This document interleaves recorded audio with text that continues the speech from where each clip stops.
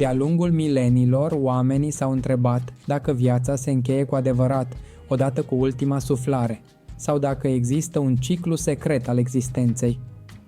Ideea de reîncarnare, adică renașterea sufletului într-un alt trup, traversează culturi, religii și epoci, de la vechile texte vedice din India până la filozofiile Greciei antice.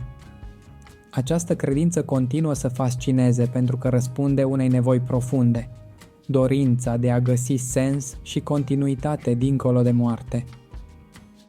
În hinduism și budism, reîncarnarea este o axă centrală a credinței.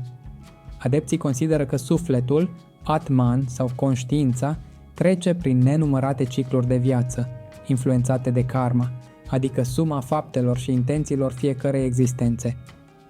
Astfel, binele sau răul săvârșit nu dispar, ci modelează condițiile următoarei vieți. Această viziune oferă un cadru moral solid, unde dreptatea nu depinde de o singură existență.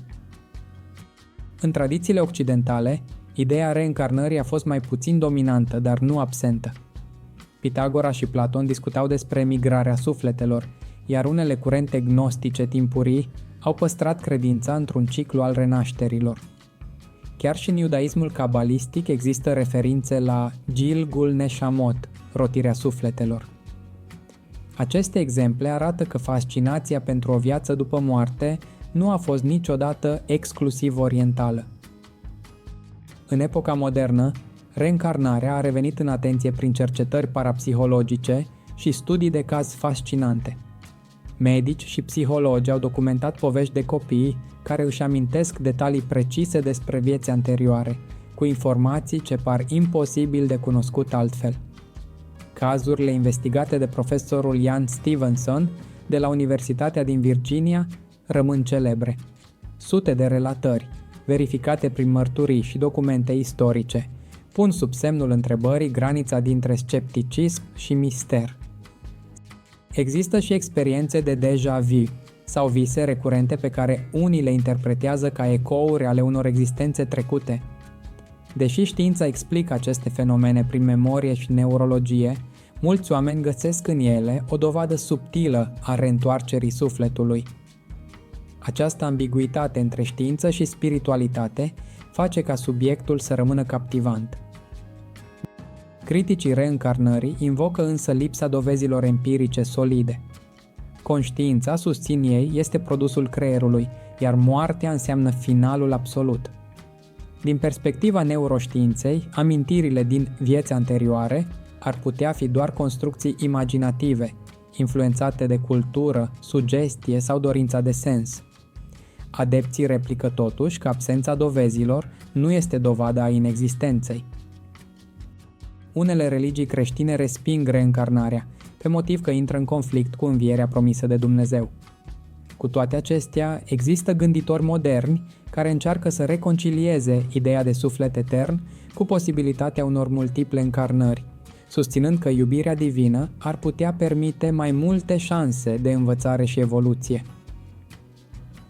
Dincolo de disputele teologice, reîncarnarea are și o dimensiune psihologică. Mulți oameni găsesc în această credință o alinare profundă. Moartea nu mai este un sfârșit, ci o etapă într-o călătorie nesfârșită. Această perspectivă poate aduce pace în fața pierderilor și poate inspira o viață mai conștientă și responsabilă. Rămâne întrebarea esențială: sufletul există independent de trup? Răspunsul nu poate fi demonstrat cu instrumentele științei actuale, dar nici nu poate fi respins definitiv. Poate că reîncarnarea nu este menită să fie dovedită, ci trăită ca mister, ca invitație la introspecție și deschidere către necunoscut. Indiferent de poziția ta, credincios, sceptic sau pur și simplu curios, reîncarnarea rămâne un subiect care ne provoacă să privim dincolo de limitele prezentului. Ne amintește că viața, fie ea unică sau multiplă, este prețioasă și merită trăită cu sens și compasiune. Dacă această explorare te-a făcut să-ți pui întrebări, împărtășește-o și prietenilor și spune-ne în comentarii ce părere ai. Crezi că reîncarnarea este reală sau doar un mit fascinant? Pentru mai multe povești și analize despre marile mistere ale lumii, dă un like, apasă butonul de abonare și clopoțelul dacă vrei să continuăm călătoria în necunoscut împreună.